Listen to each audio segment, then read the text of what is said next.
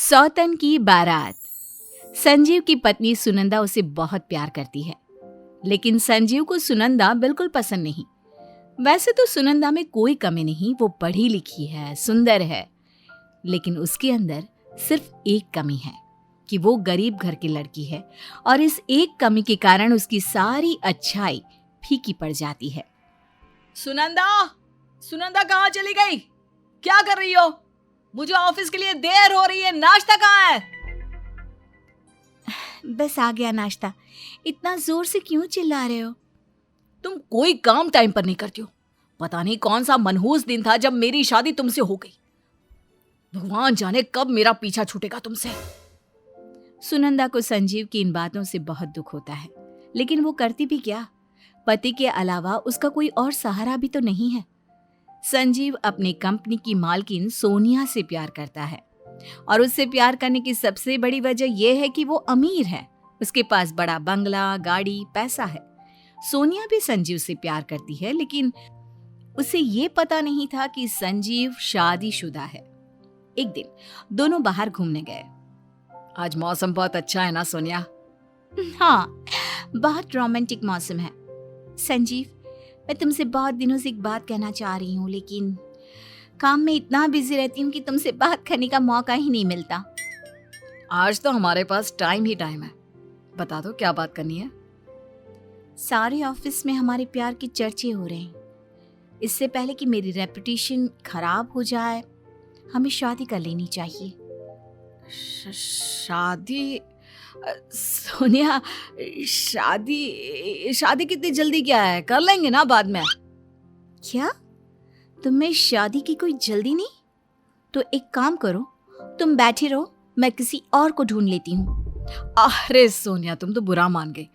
अच्छा ठीक है, हम जल्द ही शादी कर लेंगे, लेकिन तुम मुझे थोड़ा सा तो टाइम दो यार। संजीव ने सोनिया से वादा तो कर लिया, लेकिन वो इस बात से परेशान था कि अपनी पहली शादी की बात सोनिया को कैसे बताएगा, और दूसरी तरफ ये परेशानी कि अपनी पहली बीवी से दूसरी शादी की बात कहेगा कैसे।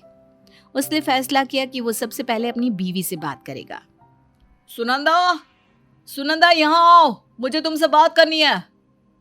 कहाँ हो तुम? हाँ बोली ना, क्या हुआ? किचन में थी मैं। तुम दिन रात किचन में ही रहती हो और कुछ काम नहीं है क्या तुम्हें? देखो मेरी बात ध्यान से सुनो। मैं तुमसे प्यार नहीं करता, ये बात तो तुम जानती हो, और मैं तुम्हारे साथ भी नहीं रहना चाहता। इसलिए अगर तुम मेरे साथ रहना चाहती हो तो इसका एक ही रास्ता है कि तुम मुझे दूसरी शादी करने दो, नहीं तो मुझे तुम्हें तलाक देना पड़ेगा। बेचारी सुनंदा तलाक की बात सुनते ही उसने हाँ कर दी और वहां से चली गई। अब संजीव का दूसरा टारगेट था सोनिया, उसे सब कुछ बताना, और इसीलिए वो सारी हिम्मत जुटाकर उसके पास गया और बोला, सोनिया, मैं तुम्हें बहुत दिनों से एक ज़रूरी बात बताना चाहता हूँ, पर हिम्मत नहीं हो रही थी कि कैसे बताऊँ। हाँ बताओ ना, क्या बात है? मैं तुमसे बहुत प्यार करता हूँ सोनिया, तुमसे शादी करना चाहता हूँ, लेकिन मैं पहले से ही शादीशुदा हूँ। मेरी बीवी का नाम सुनंदा है। मैंने उससे बात कर ली है, उसे हमारी शादी से कोई एतराज़ नहीं है। ये सुनकर सोनिया को बहुत गुस्सा आया। उसने संजीव को बहुत बुरा भला कहा, लेकिन संजीव ने सोनिया को बहुत समझाया तो वो शादी के लिए तैयार हो गई। सोनिया और संजीव की शादी की तैयारियां शुरू हो गई। सुनंदा भी दिल पर पत्थर रखकर अपने पति की बारात की तैयारी करने लगी। सुनंदा का अपने पति की शादी में इस तरह काम करना और अपनी सौतन के घर अपनी पति की बारात ले जाना और लोगों को समझ में नहीं आ रहा था। सुनंदा, सारी तैयारी हो गई? तुमने अपना सामान पैक कर लिया है ना? अब हम दोनों सोनिया के साथ ही रहेंगे। जी हाँ, मैंने सारी तैयारी कर ली है और अपने सामान के साथ आपका भी सामान पैक कर लिया है। इस तरह दोनों की शादी के बाद सुनंदा और संजीव सोनिया के घर ही रहने लगे। सुनंदा पूरे दिन घर का काम करती और पति की सेवा करती, लेकिन संजीव को इस बात से कोई फर्क नहीं पड़ता था। वो तो बस दिन रात सोनिया के आगे पीछे घूमता रहता और सोनिया हमेशा सुनंदा का मजाक उड़ाती रहती। लेकिन सुनंदा सारा अपमान संजीव की वजह से सह लेती थी। एक बार सोनिया अपने ऑफिस का कुछ काम कर रही थी, तभी सुनंदा आरती करने लगी। उस आरती की आवाज से सोनिया डिस्टर्ब होने लगी और चिल्लाती हुई अंदर आई।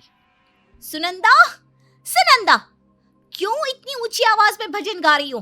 तुम्हें पता है मैं ऑफिस का बहुत जरूरी काम कर रही हूँ। सोनिया, मुझे पता नहीं था कि तुम ऑफिस का काम कर रही हो। तुम्हें कुछ नहीं पता होता, तुम्हें तो सिर्फ दूसरों को परेशान करना आता है। तुम्हारे माँ बाप ने तुम्हें कुछ सिखाया भी है या नहीं? सुनंदा, इतनी छोटी सी बात के लिए तुम मेरे माँ बाप का नाम बीच में मत लाओ। क्यों बीच में ना लाऊं? वो भिखारी थे और तुम जैसी भिखारन को हमारे सर पर डालकर चले गए। और हाँ, एक बात का ध्यान रखना, तुम मेरे घर में रहती हो। आज के बाद ऐसी हरकत की ना तो घर से बाहर निकाल दूंगी और तुम्हारा पति भी कुछ नहीं कर पाएगा। सुनंदा सोनिया की बात सुनकर बहुत दुखी हुई और उसने ठान लिया कि वो अब अपने पति को इस बदतमीज औरत के चंगुल से छुड़ा कर रहेगी। बस फिर क्या था, सुनंदा ने अपना दिमाग चलाना शुरू कर दिया। एक दिन संजीव ने सोनिया को डिनर पर चलने के लिए कहा और ये बात सुनंदा को पता चल गई। सुनंदा ने सर के दर्द का बहाना किया और बोली, संजीव, मेरे सर में बहुत तेज दर्द हो रहा है, आप मुझे डॉक्टर के पास ले चलिए ना प्लीज। संजीव सुनंदा को डॉक्टर के पास ले गया और देर रात तक घर नहीं आया। घर पर सोनिया संजीव का इंतजार कर रही थी। जैसे ही संजीव सुनंदा के साथ घर के अंदर घुसा, वैसे ही सोनिया का गुस्सा संजीव के ऊपर फूट पड़ा। तुम मुझसे डिनर का बहाना करके इस चुड़ैल के साथ घूम रहे हो और मैं यहाँ तैयार होकर कब से तुम्हारा इंतजार कर रही हूँ। तुम्हें शर्म नहीं आई मुझसे झूठ बोलते हुए?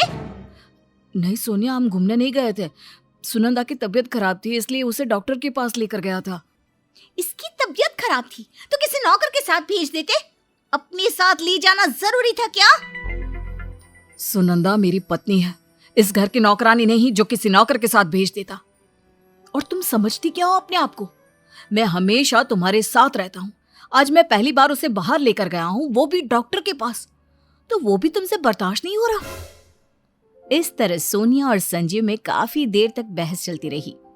अब सुनंदा इसी तरह कुछ न कुछ करके दोनों के बीच लड़ाई करवाती थी, जिसकी वजह से दोनों के बीच में काफी दूरियां आ गई।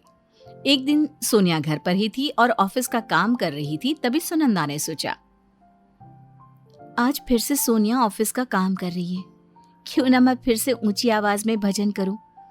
अब तो संजीव भी घर पर है, वो सोनिया की बदतमीजी अपनी आंखों से देख लेंगे। ये सोचकर सुनंदा ने आरती करना शुरू कर दिया। आरती की आवाज सुनकर सोनिया चिल्लाती हुई आई, सुनंदा, सुनंदा, तुम इतनी गवार क्यों हो? तुम्हें कोई बात पहली बार में समझ में क्यों नहीं आती? तुमसे पहले भी मना किया था ना कि जब मैं ऑफिस का काम करूं तो शोर मत किया करो। मगर सोनिया, मुझे नहीं पता था कि तुम ऑफिस का काम कर रही हो, और मैं कोई शोर नहीं कर रही हूँ, मैं तो बस आरती कर रही हूँ। आओ ना, तुम भी मेरे साथ आरती करो। तुम जैसी गंवार लड़की यही सब कर सकती है, मुझ जैसी मॉडर्न लड़की नहीं। मैंने तुमसे पहले भी बोला है, अगर इस घर में रहना है तो मेरे हिसाब से रहना होगा, नहीं तो मैं तुम्हें इस घर से बाहर निकाल दूंगी। ये सारी बातें संजीव भी सुन रहा था। जब बहुत देर हो गई तो वो उन दोनों के बीच में बोल पड़ा, सोनिया, तुम सुनंदा से इतनी बदतमीजी से बात क्यों कर रही हो? और ये क्या गवार गवार लगा रखा है? सुनंदा गवार नहीं है, बल्कि तुमसे भी ज्यादा पढ़ी लिखी है। तुम्हें क्यों इतना बुरा लग रहा है? तुम तो इसे बिल्कुल प्यार नहीं करते और इस गवार के लिए तुम मुझसे इतनी बदतमीजी से बात कर रहे हो। इतनी हिम्मत तुम्हारे अंदर कैसे आ गई? मैं तुमसे बदतमीजी से बात नहीं कर सकता, लेकिन तुम मेरे ऊपर चीख चिल्ला सकती हो। जिस तरह तुमने मुझसे बात की है ना, उस तरह से कभी भी सुनंदा ने मुझसे बात नहीं की। अच्छा, तो क्यों की मुझसे शादी? इसी के साथ रहते, तुम हो भी इसी के लायक। मैंने तो तुमसे शादी करके अपने पैरों पर खुद कुल्हाड़ी मारी है। अब मुझे इस बात का एहसास हो रहा है कि तुमसे शादी करके मैंने बहुत बड़ी गलती कर दी है। मैं सुनंदा को समझ ही नहीं पाया। उसने हमेशा हर कदम पर मेरा साथ दिया, यहां तक कि मेरी दूसरी शादी के लिए भी तैयार हो गई, और मैंने हमेशा सुनंदा का दिल दुखाया।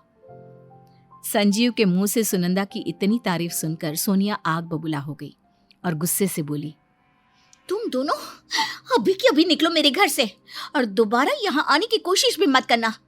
संजीव, तुम्हें जल्द ही तलाक के पेपर मिल जाएंगे। और हाँ, कल से ऑफिस भी आने की जरूरत नहीं है। सोनिया की बात सुनकर संजीव और सुनंदा अपना सामान लेकर वहां से निकल गए।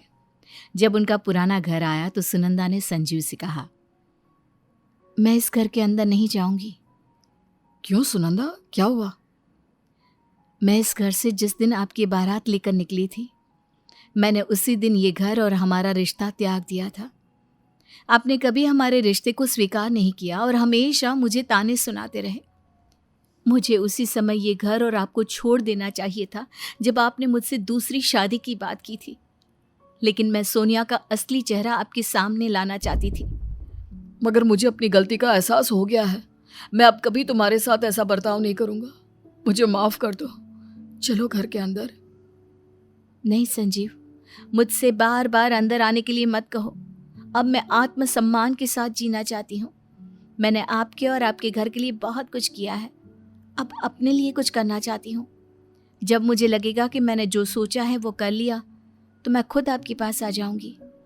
और हाँ, अगर आप सोनिया के पास जाना चाहते हो तो जा सकते हो।